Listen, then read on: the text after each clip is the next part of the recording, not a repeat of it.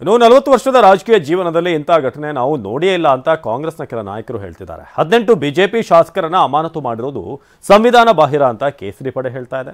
ಈ ಮಧ್ಯೆ ಮಾತಿನ ಕದನ. ಸ್ಪೀಕರ್ ತಮ್ಮ ನಿರ್ಧಾರವನ್ನ ಈ ಎಲ್ಲ ವಿಚಾರಗಳ ನಡುವೆ ತಮ್ಮ ನಿರ್ಧಾರವನ್ನು ಅವರು ಸಮರ್ಥಿಸಿಕೊಂಡಿದ್ದಾರೆ.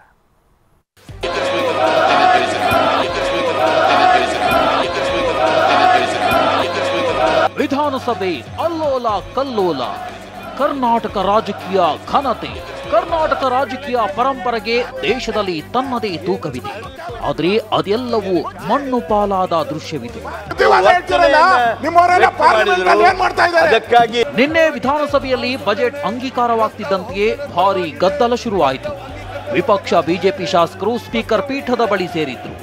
ಸಭಾಧ್ಯಕ್ಷ ಯುಟಿ ಖಾದರ್ ಮೇಲೆಯೇ ಕಾಗದ ಪತ್ರಗಳನ್ನ ಹರಿದು ಎಸೆದು ಪ್ರತಿಭಟಿಸಿದ್ರು.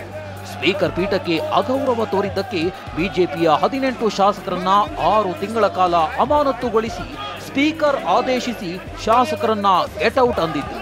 ಮಾರ್ಷಲ್ಗಳು ಸಸ್ಪೆಂಡ್ ಆಗಿರೋ ಶಾಸಕರನ್ನ ಅನಾಮತ್ತಾಗಿ ಎತ್ತಿ ಹೊರಹಾಕಿದ್ರು. ನಿನ್ನೆ ಈ ನಿರ್ಧಾರವನ್ನ ಇವತ್ತು ಸ್ಪೀಕರ್ ಸಮರ್ಥಿಸಿಕೊಂಡಿದ್ದಾರೆ.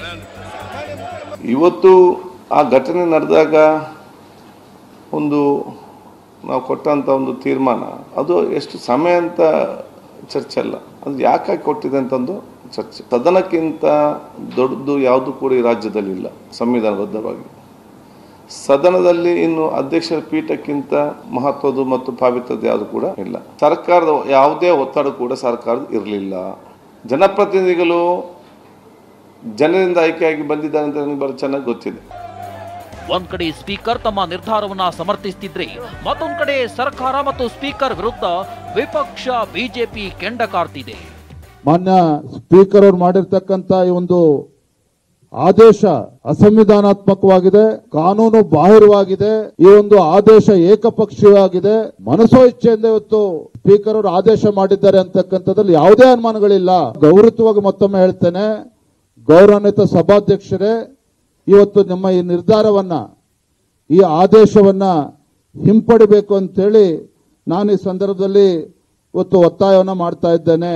ಸದನದಲ್ಲಿ ಒಬ್ಬ ಮಂತ್ರಿ ಬಂದು ನನಗೆ ಈ ತರ ನಮ್ಮ ಪಾರ್ಟಿಯವರೇ ಹನಿ ಟ್ರ್ಯಾಪ್ ಮಾಡಿದ್ದಾರೆ ಅಂತ PWD ಮಂತ್ರಿ ಹೇಳಿದ್ದಾರೆ. ಸದನಕ್ಕೆ ಹೇಳಿರೋದವರು, ಸ್ಪೀಕರ್ಗೆಲ್ಲ ಹೇಳಿರೋದು. ಸದನದ ಆಸ್ತಿ ಅದು. ಒಂದ್ಸರಿ ಮಾತಾಡಿದ್ಮೇಲೆ ಸದನದ ಆಸ್ತಿ.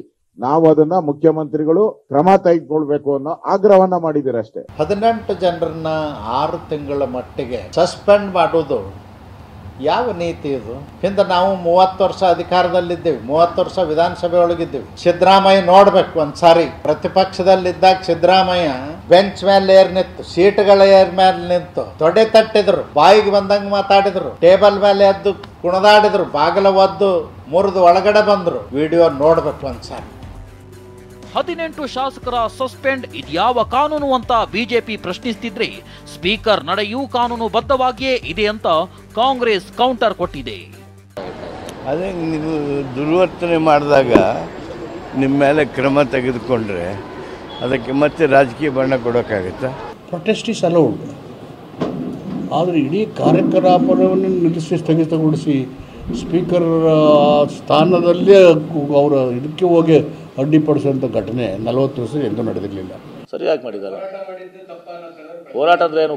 ಇದು ನೀವು ಹೋಗಿ ಸ್ಪೀಕರ್ ಮೇಲೆ ಕುರ್ಚಿ ಮೇಲೆ ಹೋಗಿ ಕೂತ್ರ ಬಿಡ್ತಾರಾ? ಅಲ್ಲಿ ಹೋಗಿ ಮೇಲೆ ಹೋಗಿ ನಿಂತು ಕೂತು ಬಿಡ್ತಾರಾ?